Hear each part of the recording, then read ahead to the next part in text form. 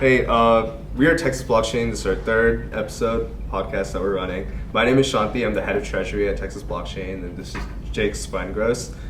He's business development at Ava Labs. So, yeah, nice to meet you. What's up, man? Yeah, tell me a little bit about the work that you do at Ava Labs, how you got into it, and what made you want to work at Ava Labs. Yeah, absolutely. First of all, I appreciate you guys having me. Yeah. I've been working with Texas Blockchain Club for probably about a year. Ever since I moved down here from the Midwest, which I'll get into in a second, but it's been a pleasure working with you guys and seeing the work that you're doing, so super excited to be on the podcast today. As far as my background goes, I kind of had a non-traditional way into this space, which I guess right now there isn't necessarily a traditional way because it is so new, but so I graduated from Michigan State with a packaging engineering degree. It's very unique, and I went and I worked in Chicago for some time for Kraft Heinz. And so with that, I lived there for about 3 years and then kind of slowed down a little bit and tried to decide on what I really wanted to do. And that's kind of where my love for innovative technology took me. And so I started investing in cryptocurrency, but really understanding the fundamentals behind the technology. And that's really where it kind of took me to want to be able to kind of work in blockchain. So with that, I think the thing that really clicked for me was around digital ownership. So the thing I always go back to and explain it to people who may not get it as easily as others is looking at Fortnite in terms of how many people spend so much money on skins and they don't own any of it. And so to me, that's like the most obvious thing that clicks to me in terms of having a baseline technology that'll allow for actual digital ownership. Right. So that's really, what I was excited about was kind of the digital ownership aspect of it, but obviously it can unlock so many different things in terms of what blockchain can enable. So that's kind of where my interest had started. Okay. And so I started to interview at a handful of places. My mindset was like, I want to be involved in this startup world. Right. With blockchain.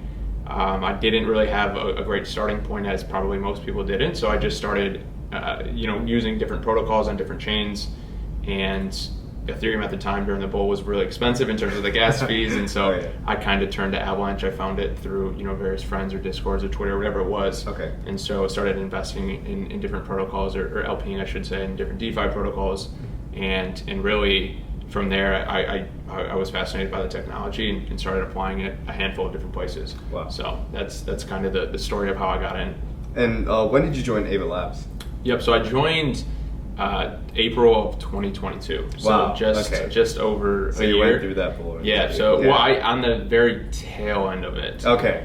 So I pretty much have been working in the bear market. Yeah. So it's been interesting. But I was just telling Julian before, it doesn't really change in terms of the development that we see and the constant workload that we're building. Okay. It's kind of just more of the outside noise in terms of those cycles. But regardless, very excited to be working once we're in a bull again. Wow, yeah, that's fantastic. Let's transition to a bit more like Avalanche-related questions. So where do you see the future of Avalanche going, and what are you most heavily invested in the future for Avalanche? Yeah, absolutely. So I think what's unique about Avalanche is it's positioned to capture a lot of different business types. Right. And so with that, the way Avalanche scales is through subnet technology. Okay. And so with that, it basically allows you to have your own individual chain while utilizing Avalanche's novel consensus mechanism. Mm-hmm. And so with that, it can also allow for kind of an isolated space, but also customizability of what that allows for. So things such as it's whatever language you would want to kind of code in, your own gas token, your customizable validator set, and more in terms of what that looks like for your specific business. And so because of that, it tailors to allow for various types of businesses. I would say right now we're seeing a lot of adoption in the enterprise space, in the gaming space, as well as institutional space, and partially because the subnets kind of tailor exactly towards what those folks need and what those businesses need. Right. So I think we're very well suited to kind of capture those three areas. And then obviously we have a handful of other stuff that's going on our primary network, such as the group that I'm involved in, which is more of the NFT side, the creative side of things, things of that sort. So I think we're well suited for various industries just due to kind of the architect of the technology. Right. And that kind of brings us to where we focus on the business development side, to where we have 5 different sectors of our business development team, being DeFi, gaming, NFTs, enterprise, and institution. Okay. So we're attacking each of those verticals, and each of us kind of have separate instances that we're focused on. So really excited to kind of just see like the plethora of businesses that come online through blockchain technology. Right. I wanted to go into more about the subnets actually. So how do you guys compare with Polkadot's like parachains, or maybe like Cosmos Spaces, or I think even Arbitrum is now launching their own way to create like app-specific chains as well. So how do you guys compare with that, and where do you guys find your edge being, and what sort of apps are looking to integrate with you guys that aren't looking to integrate with those other competitors? Sure. So I think the big difference is the Avalanche warp messaging that we have. Okay. So essentially Avalanche warp messaging allows for telecommunications between those individual subnets as well as subnet to our primary chain, C-chain. Right. And so with that, essentially you'll be able to utilize different ERC20 tokens, ERC721 NFTs, etc. Be able to utilize different liquidity from a DEX that may be on the C-chain while your actual application is on a subnet. Mm-hmm. So essentially the vision is to have an internet of blockchains, in the sense that they're all able to talk to each other through this Avalanche warp messaging technology. So we've seen some really interesting concepts with that. It's just starting to roll out in terms of what that roadmap looks like. And with that, again, I think there's going to be some really cool stuff that can basically utilize different liquidity on different chains under the Avalanche ecosystem, right. Whether it's a subnet to subnet communication, whether it's a subnet to C-chain communication, etc. Interesting. Okay. So I have been hearing a lot about how a lot of dApps are launching their own subnets on Avalanche. So what are some of the most interesting projects that you have looked at that you feel like have a future in the space?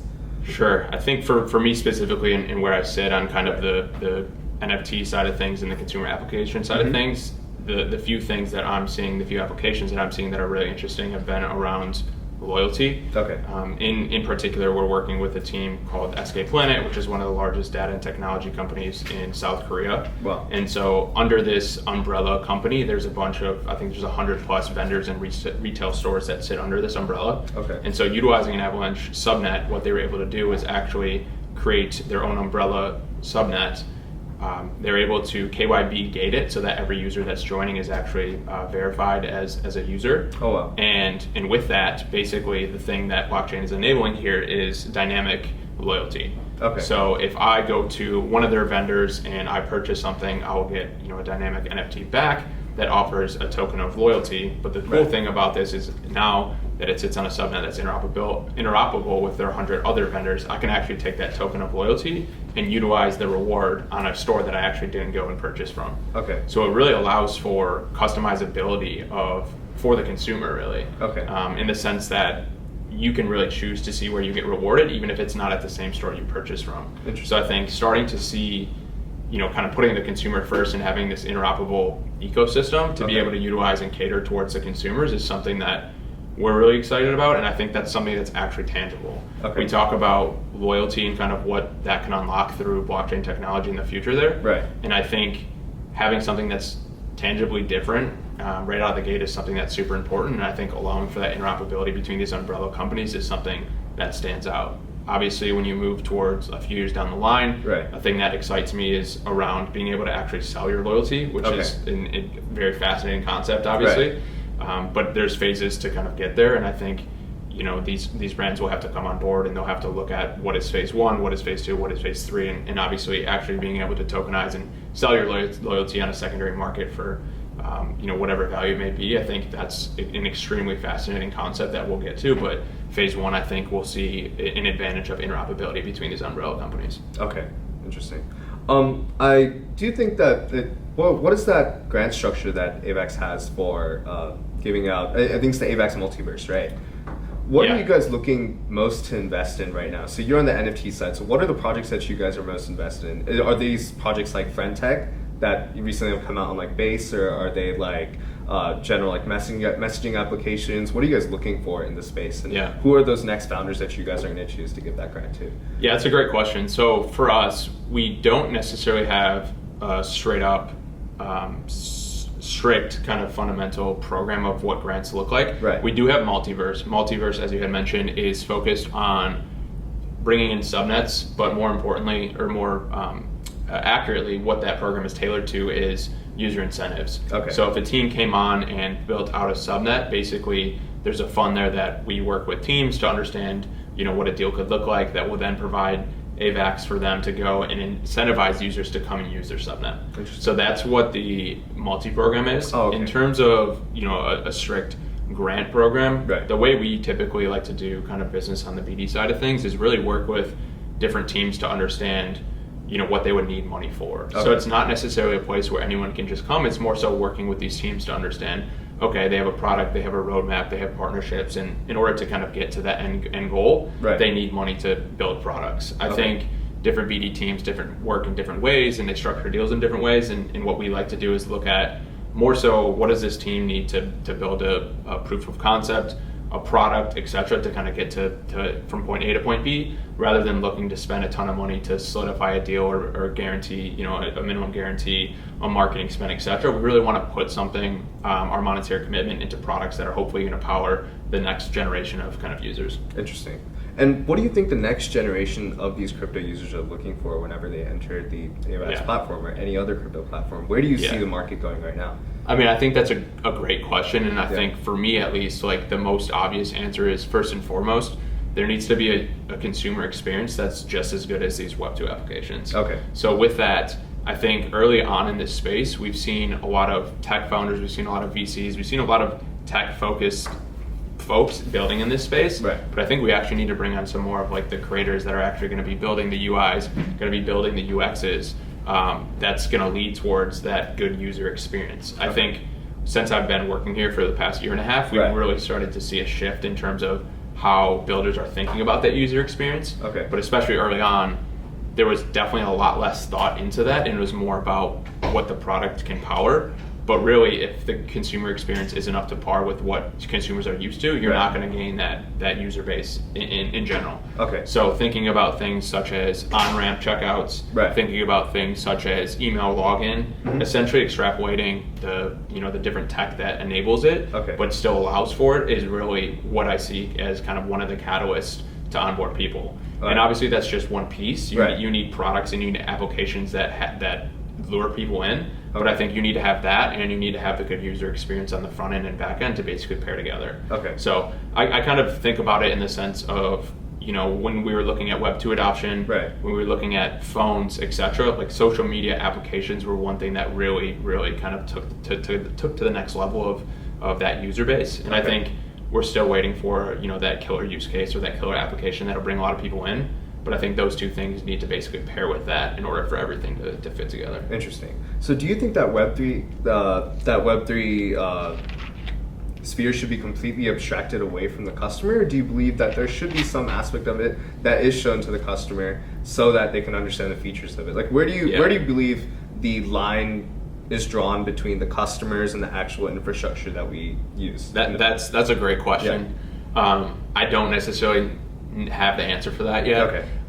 What I do think was interesting is one of my colleagues just came back from Token 2049. Right. And when he came back from that, he kind of put out a thing on LinkedIn in terms of a summary, what he took away from it. And what he was basically saying is that in his mind, what he thought is that essentially the different tools such as NFT, such as DeFi, and what they enable, he thinks that's going to be able to basically plug into these products as features rather than not necessarily the product themselves. Interesting. So in that sense, he's basically speaking to, he thinks that it's going to be extrapolated almost completely. Okay. I think that there's probably going to be a balance of both, because I think as more people learn about it, more people will want to use different DeFi protocols and kind of get rid of the intermediaries still. But then I think at the same time, there will probably be people that use blockchain and don't necessarily care for that side of things and that tech, but they just want their product to work. Okay. So I guess I'd say my answer is I'd see it being split.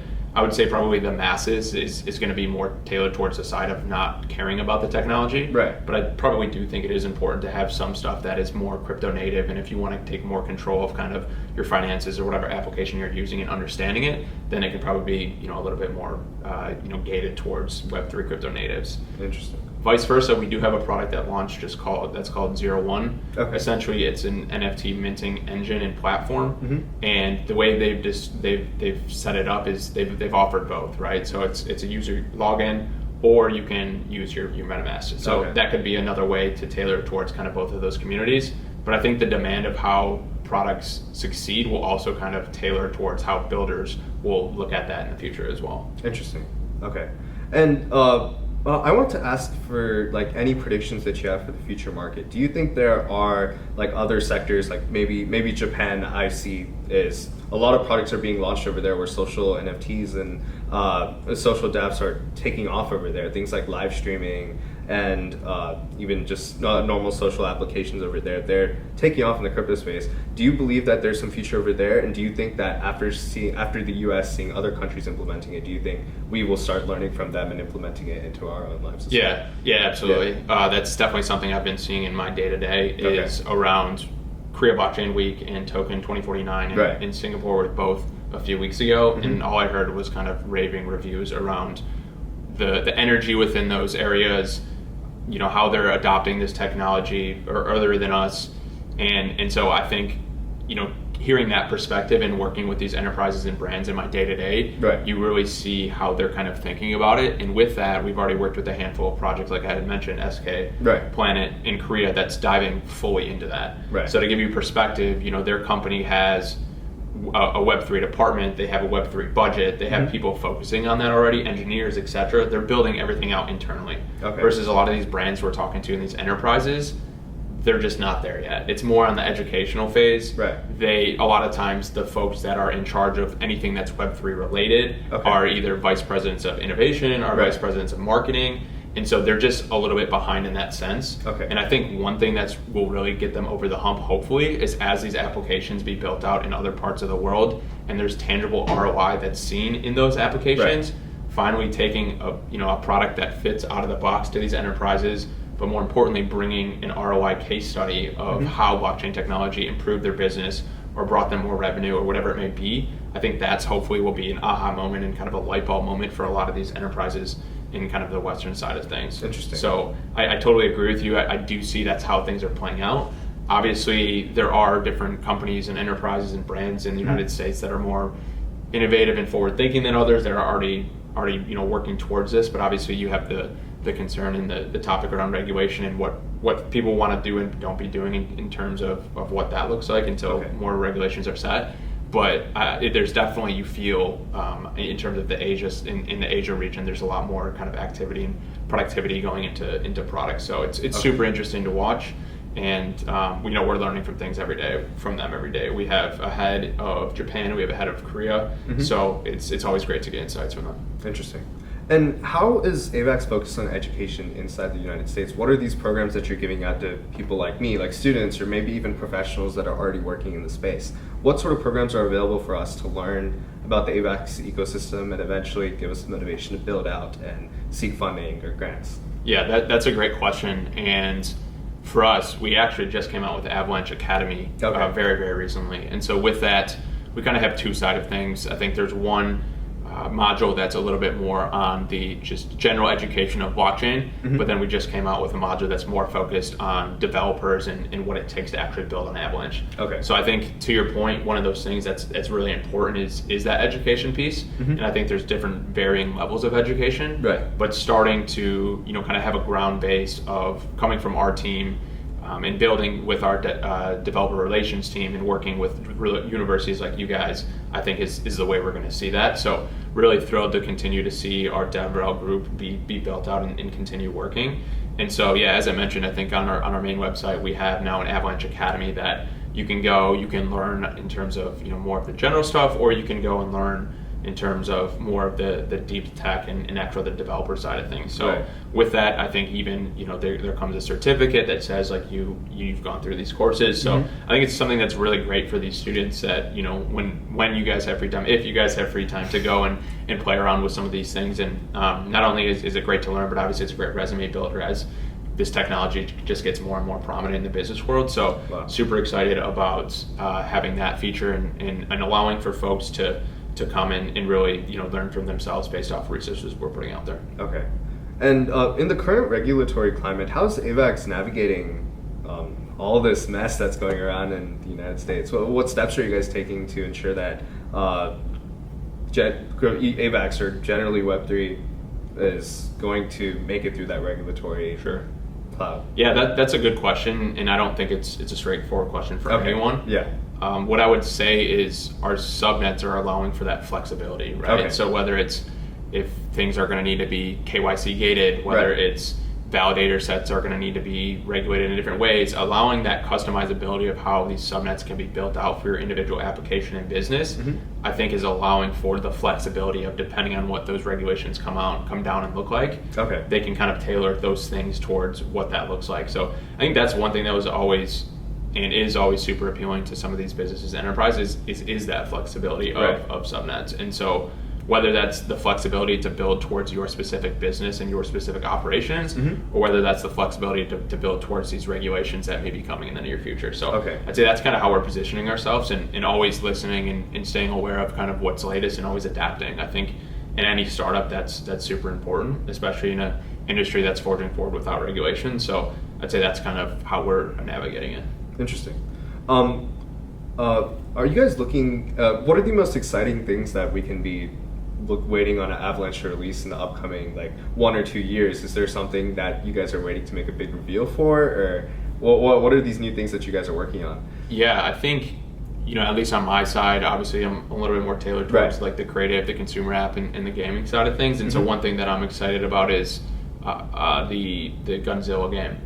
So this game is going to be it's called Off the Grid. It's going to be released, I think, actually the first beta in Q4 this year, so very soon.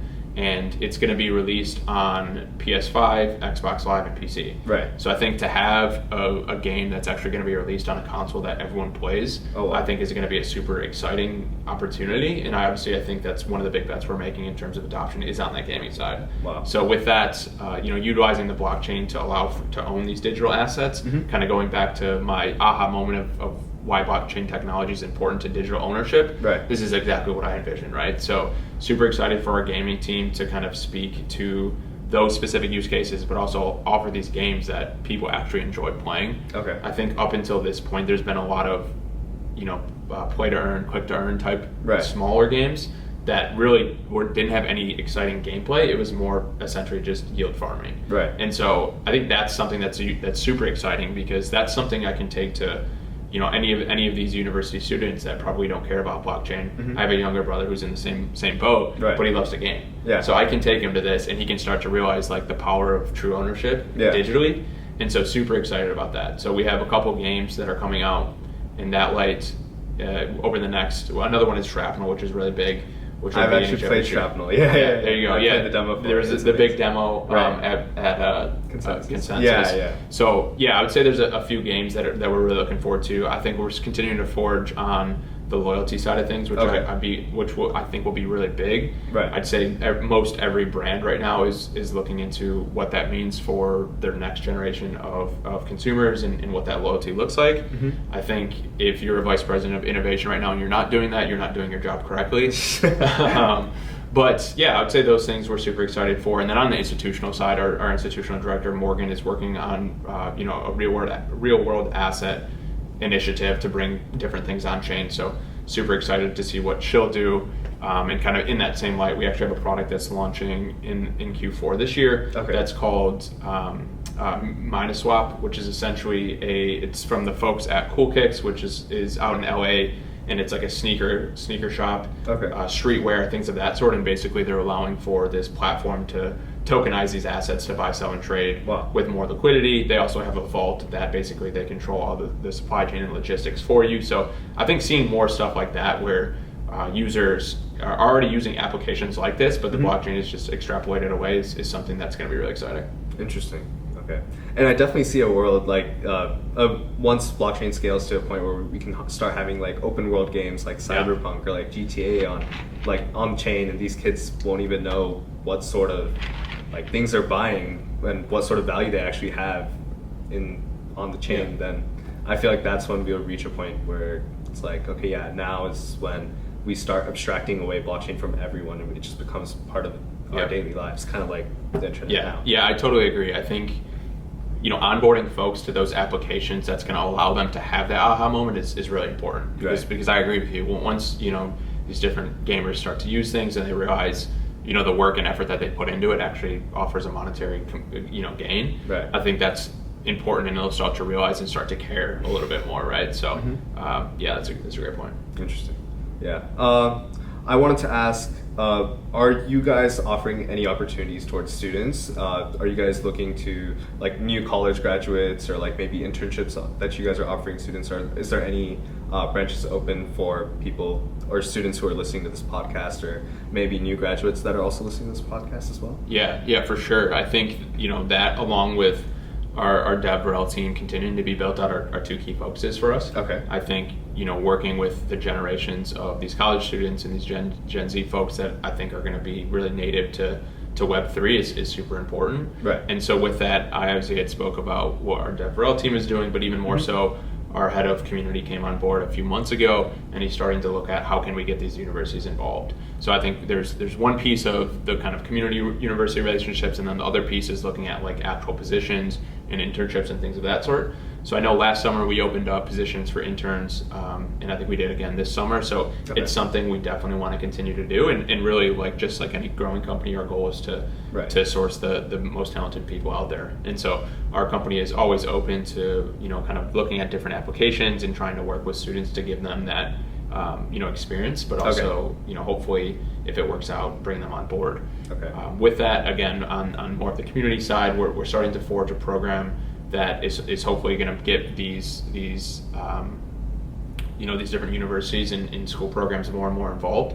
So I'm actually working with a handful of universities now to understand where their key focuses are, whether it's coming from a blockchain club, whether it's coming from a professor, whether it's you guys have an incubation lab.